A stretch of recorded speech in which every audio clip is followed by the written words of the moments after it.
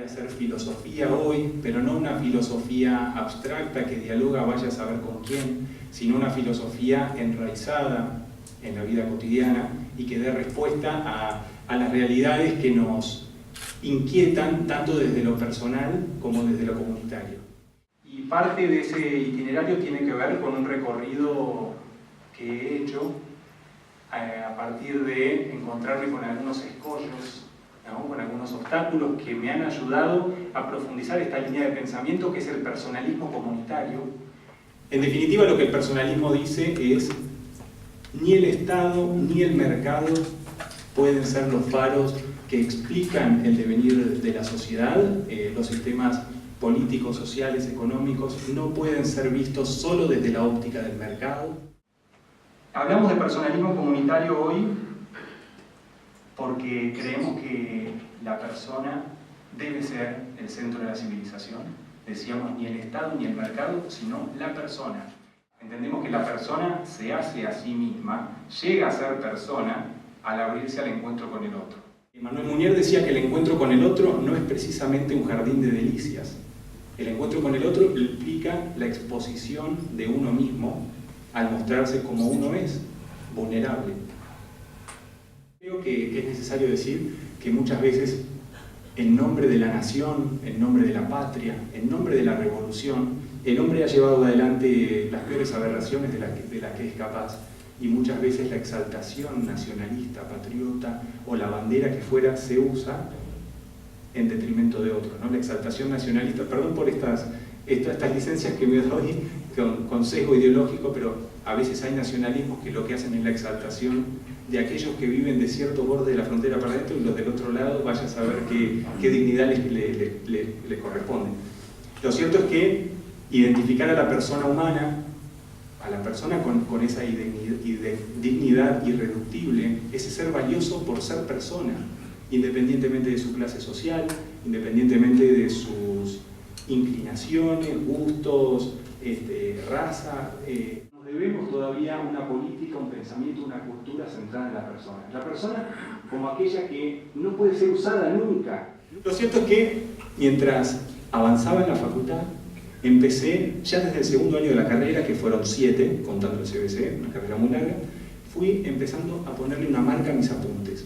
Que cada vez que yo encontraba algo que me hacía ruido y que en algún momento iba a querer responder, le ponía una T de tesis.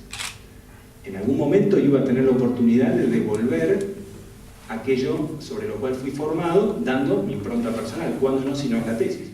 Verlo a Esteban Gerardo, que es uno de los grandes pensadores de pensamiento mítico, un gran pensador actual que tampoco coincidía con mi mirada, pero cuando se enteró de lo que yo estaba haciendo me dijo: yo te voy a acompañar porque lo tuyo me genera a mí un deber romántico.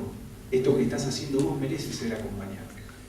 Hablo de la tesis, ¿por qué? Porque después de ser revisada, aumentada durante varios años, termina dándole forma de la sospecha de la afirmación a mi libro que les estoy presentando. Esto me pasó en la facultad. En la facultad, ¿qué se decía? Y en el pensamiento más sofisticado de la actualidad: no hay ningún valor absoluto.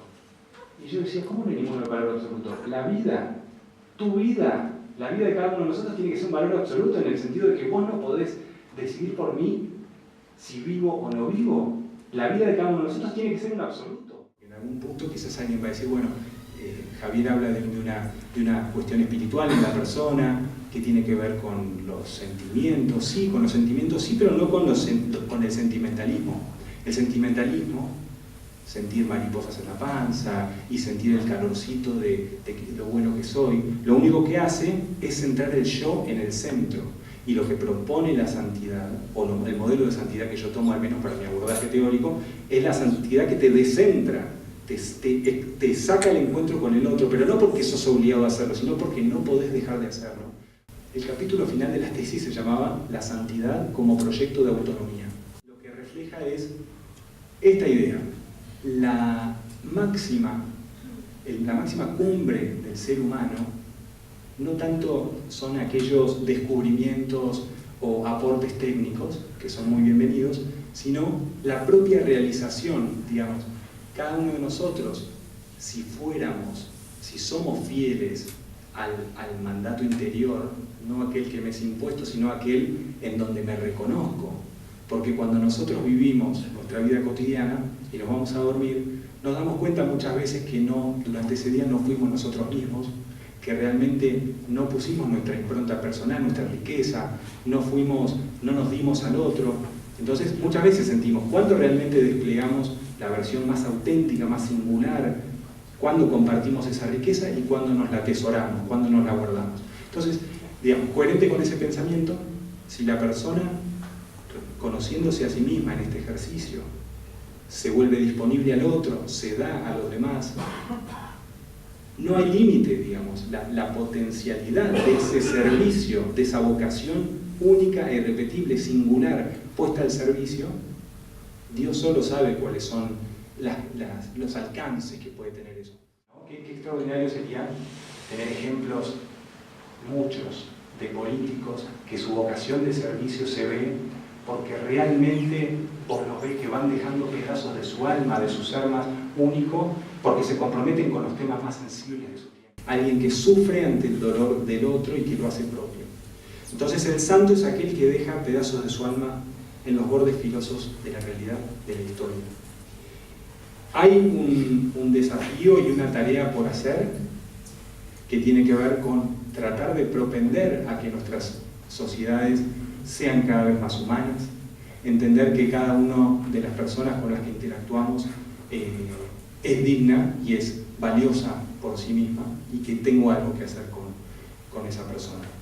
Les agradezco enormemente por